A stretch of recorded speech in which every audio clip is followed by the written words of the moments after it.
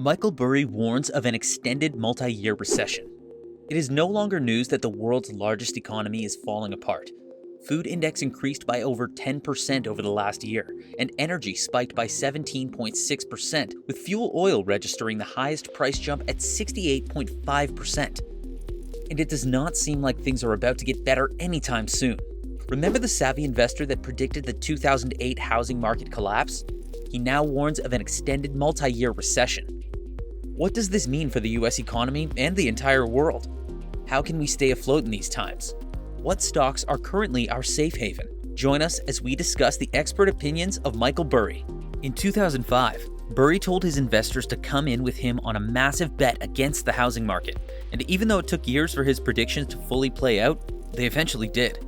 He returned a massive personal profit of $100 million and made his investors content and richer with $700 million profit. From the start of the century to 2008, Michael Burry's Scion Asset Management total returns had ballooned to over 480%. In a now deleted tweet, the Scion Asset Management founder said, "What strategy will pull us out of this real recession? What forces could pull us so? There are none. So we're looking at an extended multi-year recession." The investor from The Big Short seems to be arguing that there aren't many viable options for the Federal Reserve and the US government to support growth. He has previously charged that officials flooded the economy with cash during the pandemic, driving inflation, and warned that this could make it harder and more expensive to promote growth in the future, especially if doing so would lead to price hikes. For a time now, Burry has been calling for a recession. He remarked in June that Americans are borrowing more and saving less as a result of rising prices and interest rates, and that they will almost certainly deplete their savings by Christmas. According to him, those trends pose a threat to consumer spending, corporate profits, and the economy overall. The founder of Scion Asset Management also mentioned in his most recent tweet that other analysts are predicting a mild, brief recession, rather than a severe, protracted one. The hedge fund manager has been upset that the prolonged economic downturn could have been averted. The number of unemployed persons remains 6 million people, holding steady at 3.7%. As you would expect, since teenagers have the least working experience, they are the most displaced demographic. There are slightly more unemployed men than women, and the number of permanent job losers rose by 127,000 to 1.4 million in November. Temporarily laid off workers have been steady at 803,000 people. It doesn't get better.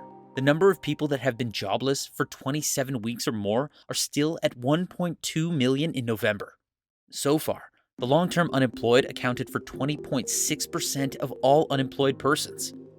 Michael Burry has raised the recession alarm, warning that there is no way to prevent the US economy from contracting and that it will likely last for several years. Way back in April, the US government published statistics indicating that sales of new single-family houses declined by roughly 17% month-on-month to 591,000. This was considerably lower than the average projection of 750,000 units. The government statistics have revealed that high costs and a sharp rise in mortgage rates are responsible for cooling down a sector that had been hot for 2 years. In another tweet, Dr. Burry wrote, "I have argued all year that the coming recession will not likely be short and shallow." Burry has warned about a recession several times in the past. In May, the Big Short investor cautioned about a looming consumer recession and more earnings trouble. In April, he said that the Federal Reserve has no intention of fighting inflation, adding that the Fed's all about reloading the monetary bazooka so it can ride to the rescue and finance the fiscal put. While this week, Tesla CEO and Twitter chief Elon Musk also warned about a severe recession. He urged the Federal Reserve to cut interest rates immediately, emphasizing that the Fed is massively amplifying the probability of a severe recession. And on the 6th of December 2022, Dr. Curry tweeted, "Okay, I will not delete going forward. Elon has my trust, for now." If you don't think Dr. Michael Burry's trust is worth anything, just remember that he shot to fame after his billion-dollar bet against the mid-2000s housing bubble was immortalized in the book and the movie The Big Short. He's also known for investing in GameStop before it became a meme stock, even betting against Elon Musk's Tesla and Cathie Wood's ARK Innovation Fund last year, before issuing dire warnings about market bubbles and crashes. The Big Short investor Michael Burry reveals 5 stocks he bought last quarter after slashing his portfolio to a single holding.